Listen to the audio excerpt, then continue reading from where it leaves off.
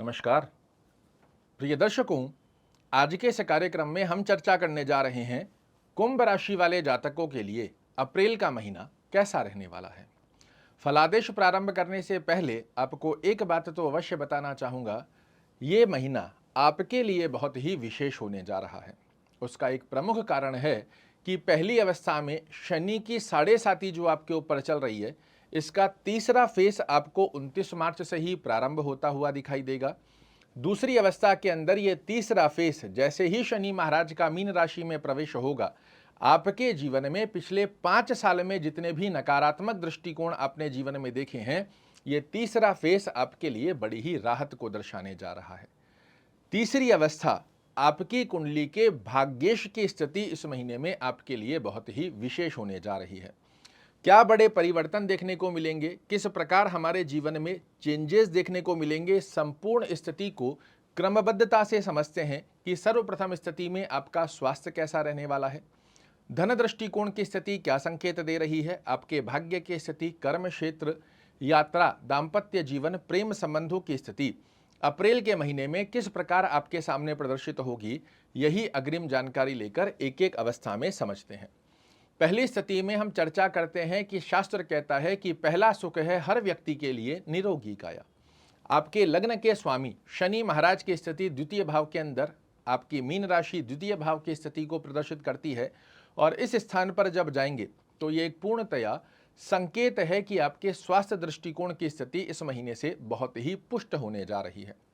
आलस्य प्रवृत्ति कर लेंगे, हो जाएगा, इन स्थितियों से बाहर निकलकर अब धन को प्राप्त करने की मानसिक शक्ति आपके लिए शनि महाराज निर्मित करते हुए पाए जाएंगे। धन दृष्टिकोण की यदि हम चर्चा करते हैं तो पिछले समय में आपने देखा है धन से संबंधित बड़े उतार चढ़ाव आपके जीवन में बनकर आए हैं, किंतु इसी महीने की पहली ही तारीख से आप देखेंगे कि धीरे धीरे कर धन दृष्टिकोण से संबंधित जितने भी कार्य आपके रुके हुए हैं, अप्रैल के महीने में ये पूर्ण होते हुए आपको दिखाई देंगे। धीरे धीरे चीजें सिस्टमैटिक ढंग से आपके फेवर में आना प्रारंभ करेंगी। भाग्य दृष्टिकोण पर यदि हम चर्चा करते हैं तो भाग्येश की स्थिति बड़ी अच्छी बनी हुई है, और हर व्यक्ति के लिए भाग्य का साथ मिलना बहुत जरूरी होता है, क्योंकि मेहनत तो एक रिक्शा चलाने वाला भी कर रहा है। और इस महीने कुंभ राशि वाले जातकों के लिए एक बड़ी अच्छी अवस्था बन रही है कि मेहनत से तो आपको धन अर्जित होगा ही होगा, साथ में आप देखेंगे कि भाग्य दृष्टिकोण से भी धन की स्थितियां आपका पक्ष दर्शाकर दे रही है। विद्या दृष्टिकोण पर यदि हम चर्चा करते हैं तो विद्या भाव के स्वामी बुध महाराज अपनी नीचस्थ राशि में बने हुए हैं, किंतु शुक्र महाराज नीच भंग राजयोग बना रहे हैं। ये स्थिति विद्यार्थियों के लिए भी काफी अच्छी रहने वाली है, जहां आप देखेंगे कि कंपटीशन में आपको सफलता का योग प्राप्त हो रहा है। हायर एजुकेशन की स्थिति के अंदर आपका अच्छे से सिस्टम बैलेंस कर रहा है, विद्या के अंदर आप कॉन्सेंट्रेट कर पा रहे हैं और एक अच्छी प्रेजेंटेशन अपने आप को साबित कर पाएंगे। तो विद्यार्थियों के लिए भी ये समय अवधि बहुत अच्छे से कार्य करती हुई पाई जाएगी। यात्रा दृष्टिकोण पर यदि हम चर्चा करते हैं तो यात्रा दृष्टिकोण की स्थिति आपके लिए बेहद सुंदर स्वरूप में बनी हुई है। चाहे भौतिक सुखों को लेकर यात्रा कर रहे हैं या फिर कर्म क्षेत्र को लेकर, दोनों ही स्थितियां आपके लिए बड़ी अच्छे स्वरूप में कार्य करती हुई दिखाई देगी। दाम्पत्य जीवन की स्थिति पर चर्चा करते हैं तो यह अवस्था भी आपके लिए अच्छी है। आपके दाम्पत्य भाव के स्वामी सूर्य महाराज द्वितीय भाव में बने हुए हैं, किंतु 14 अप्रैल को ये आपके लिए पराक्रम भाव में जाएंगे। 14 अप्रैल के पश्चात थोड़ा सा अंडरस्टैंडिंग रिलेटेड इशू ना देखने को मिले, इस पर आपको वर्क करने की आवश्यकता रहेगी। अन्यथा आपकी बिजीनेस के चलते कहीं ना कहीं आप अपने पार्टनर को परिपूर्ण समय नहीं दे पाएंगे और उससे छोटी छोटी अंडरस्टैंडिंग रिलेटेड इशू देखने को मिल सकते हैं। प्रेम संबंधी की स्थिति पर यदि चर्चा करते हैं तो यहाँ पर यह अवस्था आपके लिए ठीक है, सामान्यगत अवस्था को दर्शा कर देगी। कुछ बहुत बड़ा ड्रास्टिकल चेंजेस या बहुत बड़ी चीज़ों को खराब होते हुए नहीं देखेंगे। सामान्यगत अवस्था की स्थिति को यहाँ पर ये योग प्रदर्शित कर रहा है। एक अवस्था का यहाँ ध्यान रखना है, धन दृष्टिकोण तो आपके लिए बहुत अच्छा हो रहा है, भाग्य दृष्टिकोण की स्थिति बहुत अच्छी हो रही है, किंतु आपके कर्मेश 5 अप्रैल से नीचस्थ अवस्था में जा रहे हैं। तो एक अवस्था का ध्यान रखिएगा, यदि आप जॉब इत्यादि करते हैं, अपने वर्क प्लेस के ऊपर बॉस से कलीग से अनायास स्वरूप में उलझने की स्थिति पर विचार ना करें। जिन चीज़ों को इग्नोर किया जा सकता है अपने कार्य पर फोकस रखें, इसकी आवश्यकता रहेगी।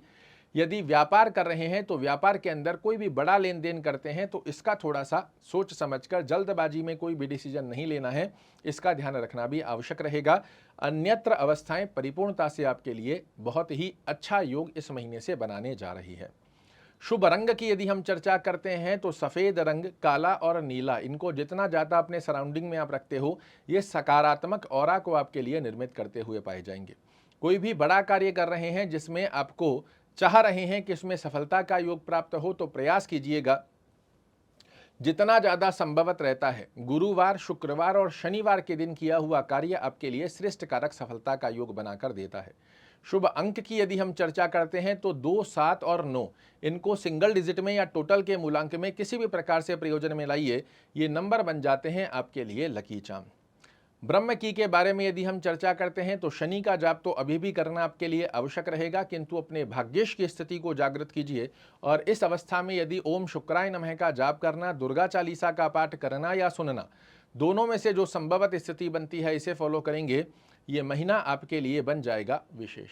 आशा करता हूँ मेरे द्वारा दी गई ये जानकारी आपको पसंद आएगी। कल फिर से एक नई जानकारी लेकर आपके सामने उपस्थित होऊंगा। तब तक के लिए नमस्कार।